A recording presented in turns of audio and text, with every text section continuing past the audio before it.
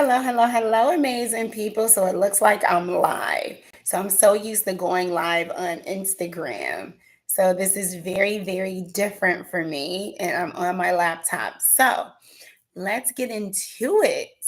How are we? So tonight I want to talk about how to obtain 90K of business funding in 90 days, right? It's three things you should know. And I will go over your personal credit profile on this video. And then I will go over credibility because it's also important. What is credibility?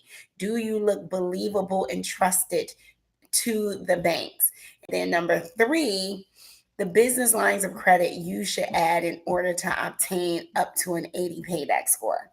All right. So let's get into it. So I hope I get a warm welcome here. I am becoming a huge fan of YouTube, right? So let's just get into tonight's lesson. So, number one, before you even consider yourself going to a bank asking for money for business funding, you need to number one know exactly where you are. Okay. Oh, wait, I have to get used to saying this. What do they say? So, like, share, and subscribe. Okay. And check out the links below for all the resources that are available. And check out the link for my upcoming free online virtual training workshop where I am going to go over in full detail on how you can obtain 90K in business funding in 90 days. That's very, very exciting. And that's coming up this upcoming Sunday. All right. So click the link below and register. All right. So first, you need to obtain your personal credit profile. A lot of us avoid a lot of things that's on there. We do not understand it. It's a lot of things that we just do not know when it comes to personal credit. So I obtained the business funding that is PG, right? Before we even get into tonight's lesson, a bank will only give you monies for three reasons, and you need to choose one, right? So it's very different when people believe they could just go and get a whole bunch of EIN only business credit and become rich on the business side and not have their personal credit profile considered.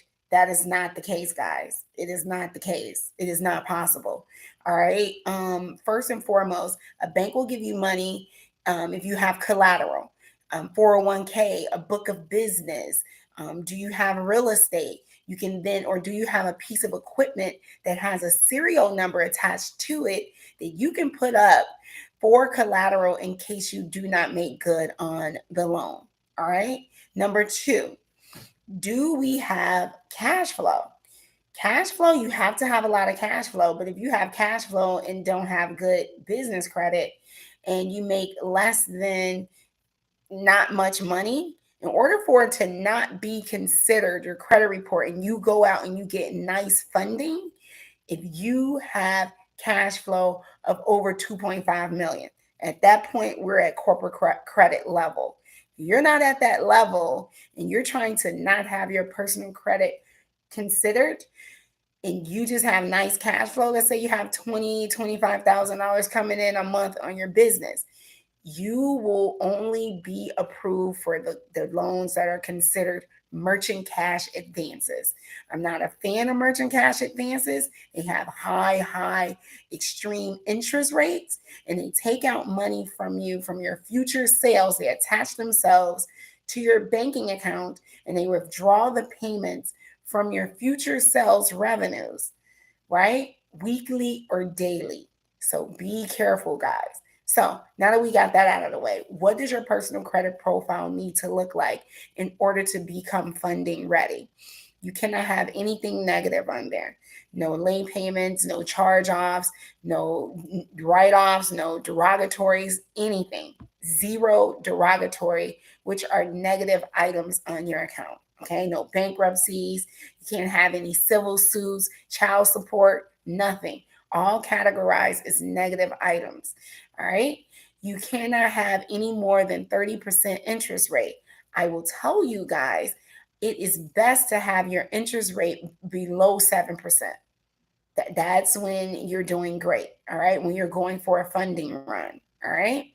You also cannot have more than 2 to 3 inquiries each credit bureau, Equifax, TransUnion, and Experian. All right.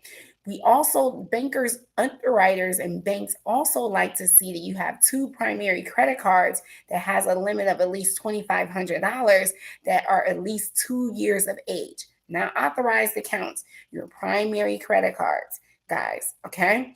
They also like to see up to 10 positive accounts that are currently active and open and reporting positively. They want a nice mix of those credit lines. 5 installment loans, which are any loans from a bank like auto, mortgage, or small personal loans, any loan from a bank. Okay. Those are called installment loans. Okay. And 5 revolving accounts, which are credit cards and lines of credit, like a home equity line of credit or personal credit card line of credit. All right. All reporting onto your account. And they like to have you need to have a credit score of at least 680 or above. All right. Credit score does not matter. You're also looking at the age of those accounts. They like it to be around 5 years of age or as close to that as possible. Okay. Now that we have our personal credit profile in order, what do we need to do to look credible, to look trusted? Everything needs to be professional, guys. I'm here to tell you that. We cannot be lazy in setting up and structuring out our business in the correct fashion. Number one, your name. Is it risky? Cannot be anything in the logistics, real estate, credit repair, finance, insurance, anything of that nature, or named anything that's similar to that or categorized as that. Those are risky industries and they will get you denied. You want something friendly like management and consulting, like with a NACE's code of 541611. All right, look it up. So when you're naming your business, you can go to a site called namecheck.com, NAMECHK.com. You can choose a name that can also tell you if the domain, this site will allow you to find out if your domain name that you're choosing is available, as well as is this name also available across social media platforms. I love it, right? I love it. Every time I'm creating a new business, I go here. That's why Mrs. Cash Flows, I'm available on all platforms with that very same name: Instagram, YouTube, TikTok, Twitter. Okay. It's amazing because you want yourself to be easy to be found. All right. And it's also creating a web presence for you and your business. Okay. Once you're named properly, you want to go to the USPTO website just to see if that name isn't trademarked. People don't talk about that enough. All right. And you can do a search. Check to see if your business name you're choosing, if someone already has that name trademarked. All right. It's utterly important. Okay. Once you name yourself properly, you want to go ahead and you want to obtain a business address, right? A virtual corporate address, particularly one that has a unique suite number attached. From there, go ahead and file your business. Actually, file and create your business with the Secretary of State in the state that you are conducting business. From an LLC, an S Corp, whatever you need to structure your business, and make sure that it makes sense for the corporation and the company that you're in. Okay. Consult a tax professional. All right. So when you go to the Secretary of State's website, they're going to ask you, what type of business is this? All right. If you're not sure and you're just new and you're getting into business, just categorize it for any legal purpose. I always do that. It's just generic. It's just safe. All right. Any legal purpose. All right. Name your business properly. Again, let's go back to the name. Typically, it's a good practice to name it something like your last name plus ventures, enterprises, solutions. Okay. Don't name it like, for instance, my first business was Aquila Couture. Like, you don't know. See, credibility is what we're talking about right now. Credibility is, can this business be trusted? There's a certain way that businesses look when they show up to the bank. And when you're named a certain type of way, it can raise red flags. All right, that's all I'm saying. You just want to show up looking good like a business because you're doing a B2B transaction. You are a business walking inside of a business doing business. They have their phone number, they have their name, they have their professional address, they have their professional email address, and so should you. So now it's time for your phone number. I like 800 numbers, right? It just looks more professional. Get you an 800 number and then register it with the 411.info, with the National 411 database. It boosts credibility.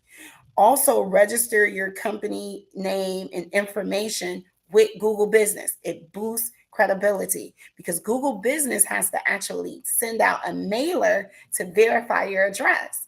So that work is already done and you're looking good when it comes to the search. Because when you go in to apply for funding, guys, they're going to Google your name and your business, just so you'll know. So be careful about what you're saying on social media. If you're sitting up talking about credit repair, but you went in and you told them that you are in management and consulting. Okay, be careful and be mindful. Now, let's get a professional website. Now, everything must match, guys. You cannot say that you're in business and management and consulting with a NACE code 541611, but then your website is saying something different than what you placed on the application and what you told the banker. It all must match. Another thing, you need to file for your EIN, okay? Make sure that all the information, your business information, matches across all business accounts. Your phone number, your email, your website, your address, all of that same information is the same information is filed with the IRS. Guys, this is huge. This is one of the number one reasons people are being denied and they say they cannot verify your business. This is why. So go back and look at all this stuff. Look at the Secretary of State. Look at your EIN. You also need to make sure and file your Duns and Bradstreet number, right? All of this information with the Secretary of State, with the IRS, and with Duns and Bradstreet, and with Google Business, and the information on your website all must match exactly. If you put something on that application and all of those things, this is underwriting. This is where they're going to verify you as a business. And if information is conflicting, you will get a quick denial, unable to verify your business. I mean, down to the address and the naming convention. All right. So now that we have our professional name, email, okay, email. We cannot use Google. Do not even use Google. Do not use Hotmail. Go and get yourself a website and a domain name at GoDaddy or somewhere similar. All right. You can do it all. It's maybe $100 for the entire year for hosting. Get a professional email address. You want to show up as akginc.com. You do not want to show up at akc at gmail.com. It just doesn't look professional, guys.